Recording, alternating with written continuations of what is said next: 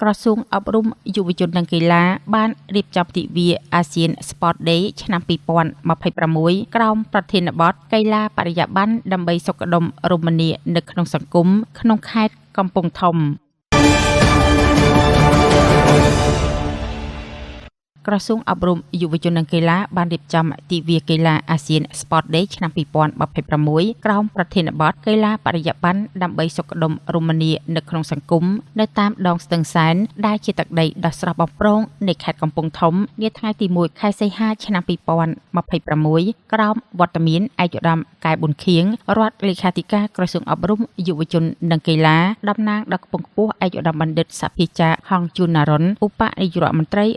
រីក្រសួងអប់រំយុវជននិងកីឡាឯកឧត្តមនួនផារតអភិបាលខេត្តកំពង់ធំមន្ត្រីរាជការកងកម្លាំងនគរបាលកងរាជអាវុធហត្ថកងយុទ្ធពលខេមរៈភូមិន្ទលោកគ្រូអ្នកគ្រូសិស្សានុសិស្សនិងមហាជនប្រមាណ 1000 នាក់ក្នុងឱកាសទិវាកីឡាអាស៊ាន Sport Day មានការចូលរួមលេងកីឡាលេងល្បែងប្រជាប្រិយការសម្ដែងសិល្បៈក្បាច់គុនថែមទៀតផងឯកឧត្តមកែប៊ុនខៀងរដ្ឋលេខាធិការក្រសួងអប់រំយុវជននិងកីឡាតំណាងដល់ខ្ពង់ខ្ពស់ឯកឧត្តមបណ្ឌិតសភាចាហងជួនណារុនឧបនាយករដ្ឋមន្ត្រីក្រសួងអប់រំយុវជននិងកីឡាបានបញ្ជាក់ថាការរៀបចំទិវានេះគឺអនុវត្តតាមលិខិតលេខ609សជនអវចុះថ្ងៃទី19ខែកក្កដាឆ្នាំ2017របស់ទីស្តីការគណៈរដ្ឋមន្ត្រីអនុញ្ញាតជាគោលការណ៍ជូនក្រសួងអប់រំយុវជននិងកីឡារៀបចំទិវាកីឡាអាស៊ាន Sport Day នៅព្រះរាជាណាចក្រកម្ពុជាជារៀងរាល់ឆ្នាំចាប់តាំងពីឆ្នាំ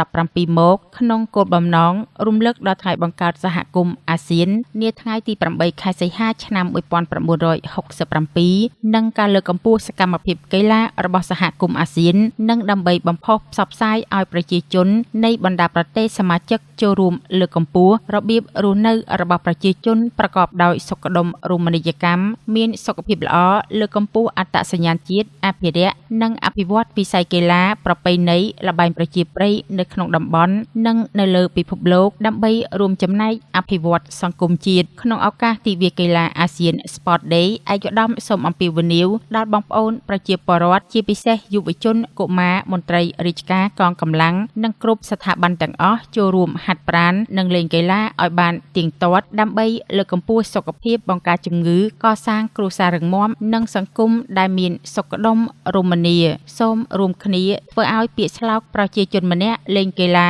យ៉ាងតិចមួយប្រភេទប្រចាំជីវិតក្លាយជាការអនុវត្តជាក់ស្ដែងនិងបន្តពង្រឹងសាមគ្គីភាពមិត្តភាពនិងកិច្ចសហប្រតិបត្តិការក្នុងស្មារតីគ្រួសារអាស៊ានតាមរយៈសកម្មភាពកីឡាដែលជាស្ពាននៃសន្តិភាពការយោគយល់គ្នានិងការអភិវឌ្ឍប្រកបដោយចីរភាពអ្នកចូលរួមទិវាកីឡាអាស៊ាន Sport Day បានសម្ដែងការសប្បាយរីករាយយ៉ាងខ្លាំងដោយបានលើកកម្ពស់អត្តសញ្ញាណជាតិអភិរក្សនិងអភិវឌ្ឍវិស័យកីឡាប្រពៃណីក្នុងការផ្សព្វផ្សាយទៅកាន់ពិភពលោក